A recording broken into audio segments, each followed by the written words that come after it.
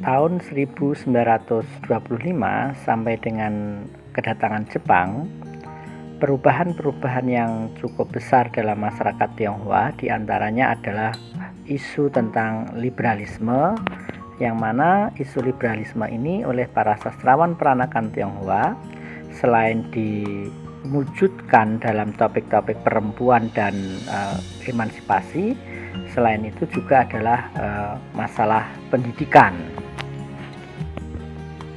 Pendidikan menjadi topik yang umum selain juga masalah perempuan. Salah satu pengarang yang cukup perhatian terhadap masalah ini adalah misalnya Liu Lisui, Kwe Tek Hoi, Lau Kiolan, Chang Mungchu, dan lain-lain sebagainya. Tahun 1925, Kwe Tek Hoi menulis sebuah tulisan yang berjudul Rumah Sekolah yang Saya Impikan.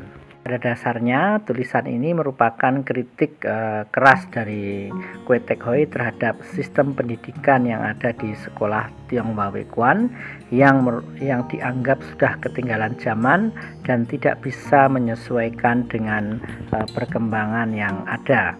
Hal ini menjadi dasar dari pandangan Kwe Tek Hoi terhadap pendidikan yang harus progresif, adaptif terhadap perkembangan, dan juga tetap mempertahankan nilai-nilai atau tradisi leluhurnya.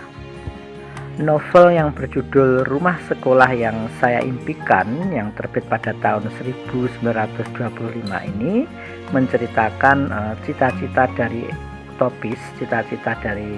Kwe Tek Hoi sendiri tentang pendidikan. Novel ini berkisah tentang seorang mantan murid Tionghoa Weikuan di Jawa yang melanjutkan sekolah di negeri Tiongkok.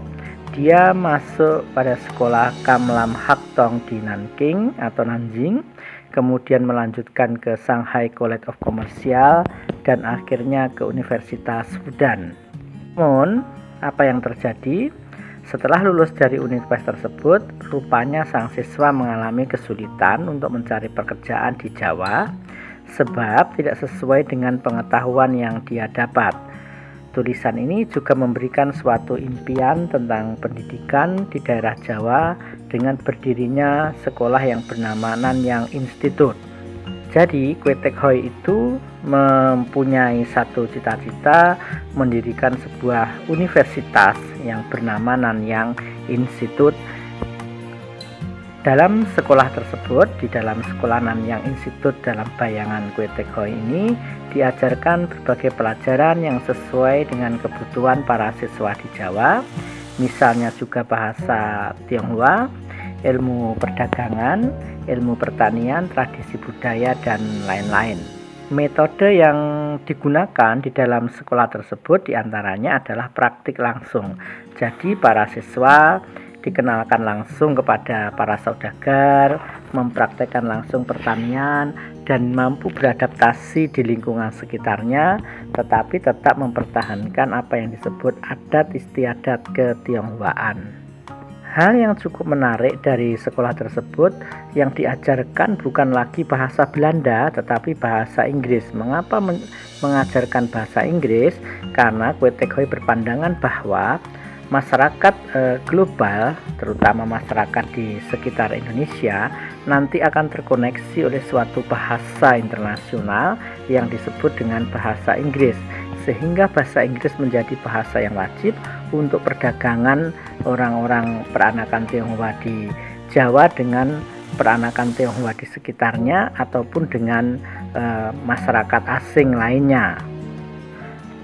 Pada dasarnya, tulisan ini merupakan sebuah kritik terhadap sistem pendidikan Tionghoa Weikuan seperti yang saya jelaskan tadi. Namun, sebelum tulisan ini terbit, dia juga pernah menulis sebuah naskah pentas yang berjudul Korbannya Kong E. Ini menceritakan masalah pendidikan dan masalah pengelolaan dari sekolah Tionghoa Weikuan, yang mana sekolah itu harus melakukan perubahan ataupun reformasi diri. Bila pendidikan tidak memberikan manfaat secara praktis dan juga landasan filosofis, semacam landasan filosofis menurut Kwe Tek Hoi, maka pendidikan itu tidak akan berhasil.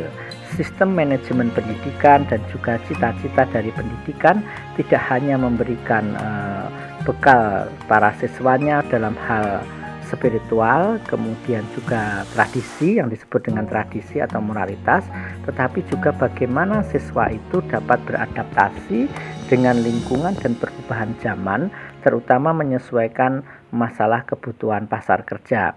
Hal ini dapat dikatakan bahwa sebenarnya Kwe Tek Hoi merupakan golongan moderat ataupun moderasi, tidak meninggalkan yang klasik, yakni pendidikan moralitas, kemudian ada tradisi, tetapi juga menyesuaikan perkembangan zaman yang ada.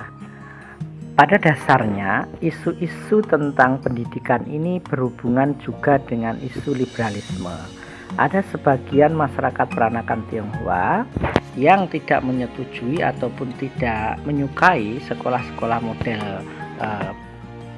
Belanda atau sekolah yang diadakan oleh pemerintah kolonial Belanda, tetapi lebih menyukai pada sekolah model Tionghoa Wei Kuan. Mereka dalam karya-karyanya selalu membandingkan lulusan dan mungkin kepribadian atau moralitas dari sekolah siswa sekolah Eropa dan sekolah Tionghoa Wei Kuan.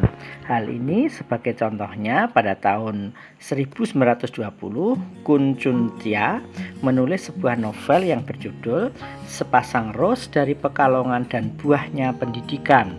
Novel ini membandingkan dua gadis bersaudara di Pekalongan yang berbeda mendapatkan sekolah. Yang pertama mendapat sekolah Tionghoa Wei Kuan dan yang kedua dia mendapatkan sekolah di HCS dan HBS.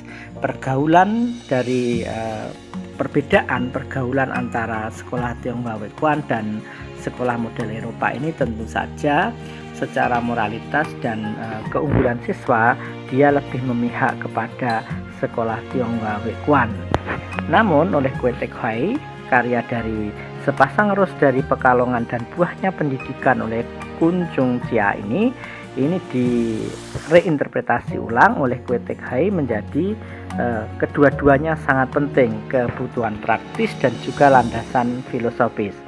Ini contoh sederhana bagaimana Kwe Tek Hoi menanggapi masalah pendidikan, yaitu pendidikan harus berdasarkan pada landasan cita-cita luhur, tradisi leluhur, moralitas, dan juga kebutuhan praktis dari lulusannya.